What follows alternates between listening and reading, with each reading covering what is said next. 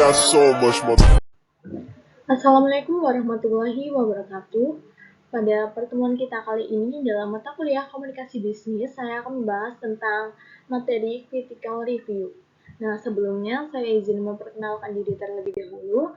Nama saya Devita Aprilia dengan NPM 2341195 dari program S1 Manajemen dari kelas Manajemen 23D.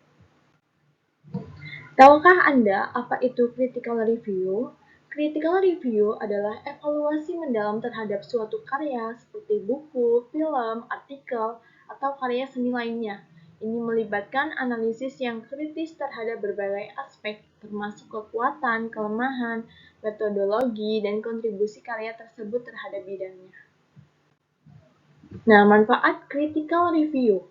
1. Memberikan analisis mendalam terhadap suatu karya atau gagasan, memungkinkan pembaca untuk memahami kelebihan dan kekurangan dari sudut pandang kritis.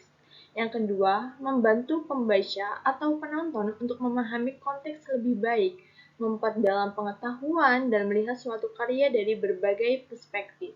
Yang ketiga, mendukung perkembangan pengetahuan dengan mempromosikan diskusi, pemikiran kritis, dan refleksi.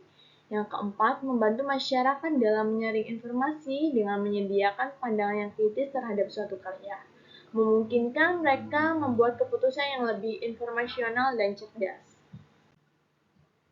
Jenis-jenis critical review. Yang pertama, critical book review. Ini menilai dan menganalisis buku, mencakup elemen seperti tema, karakter, gaya, penulisan, dan relevansi kontennya. Yang kedua, critical film review. Mengevaluasi film dari segi plot, penyutradaraan, penulisan skenario, acting, dan elemen artistik lainnya. Nah, yang ketiga ini critical music review, mengulas karya musik, menilai-nilai aspek seperti melodi, lirik, aransemen, dan eksekusi artistik. Yang keempat, critical article review. Ini menilai artikel ilmiah atau tulisan akademis dengan menekankan kekuatan dan kelemahan metode penelitian, argumen, dan kontribusi terhadap bidang pengetahuan tertentu. Nah, yang kelima, critical art review, menganalisis karya seni visual, mencakup elemen estetika, makna, dan kontribusi terhadap dunia seni. Nah, yang keenam ini critical theater review, menilai pertunjukan teater dari segi skenario, pementasan, acting, dan keseluruhannya. Yang ketujuh, critical game review, mengulas permainan video dengan fokus pada gameplay, grafis, narasi, dan pengalaman keseluruhan. Dan yang terakhir adalah critical restaurant review. Ini menilai pengalaman makan di restoran dengan mempertimbangkan kualitas, makanan, pelayanan, dan suasana. Nah, langkah-langkah membuat critical review.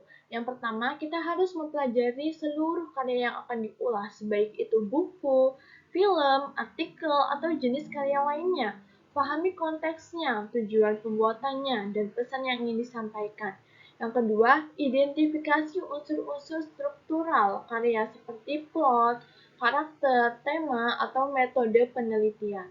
Nah, lalu kita tinjau bagaimana elemen-elemen ini saling berhubungan dan berkontribusi terhadap keseluruhan karya. Nah, yang ketiga ini tinjau dengan kritis kelebihan dan kelemahan karya tersebut. Pertimbangkan apakah pesan atau tujuan pembuatannya tercapai dan apakah ada aspek-aspek yang ditingkatkan. Yang keempat, jika memungkinkan, bandingkan karya yang diulas dengan karya serupa. Perbandingan ini dapat memberikan konteks tambahan dan memperkuat argumen kritis. Yang kelima, identifikasi argumen atau poin utama yang ingin disampaikan dalam review. Pastikan bahwa setiap kritik atau pujian yang diberikan terkait dengan poin-poin tersebut.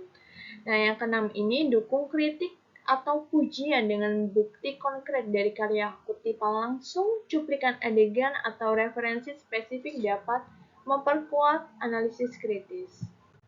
Nah, yang ketujuh, sampaikan analisis kritis dengan bahasa yang jelas dan mudah dipahami. Gunakan gaya penulisan yang sesuai dengan audiens yang dituju. Nah, yang kedelapan ini, meskipun mereview bersifat kritis, Usahakan untuk tetap objektif, hindari penilaian terlalu subjektif, dan berikan analisis atau alasan yang kuat untuk setiap pendapat yang disampaikan. Nah, yang ke-9 ini, jika memungkinkan, kita bisa menambahkan saran atau rekomendasi konstruktif untuk meningkatkan karya tersebut. Nah, yang terakhir ini, pastikan review Anda tetap ringkas dan fokus pada aspek-aspek kritis agar paling relevan dalam kita membuat critical review. Nah, dari sini ada kekurangan critical review, yaitu yang pertama, satu, subjektif, tergantung pada perspektif individu, sehingga penilaian dapat dipengaruhi oleh preferensi atau opini personal. Nah, yang kedua, kesalahan interpretasi. Kesalahan pemahaman terhadap karya yang direview dapat mengarah pada evaluasi yang tidak akurat. Yang ketiga, keterbatasan waktu.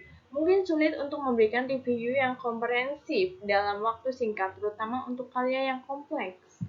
Nah, yang terakhir ini kelebihan critical review. Yang pertama, analisis mendalam. Memberikan pemahaman yang mendalam tentang karya termasuk kekuatan dan kelemahan aspek-aspek tertentu. Yang kedua, pemikiran kritis. Mendorong pembaca untuk berpikir kritis dan merinci aspek-aspek yang perlu diperbaiki atau ditingkatkan. Yang ketiga, pembandingan. Memungkinkan perbandingan antara karya dengan karya sejenis, membantu penentuan keunggulan atau kekurangan relatif. Nah, sekian presentasi dari saya tentang materi critical review. Semoga dapat bermanfaat. Terima kasih. Audio Jungle.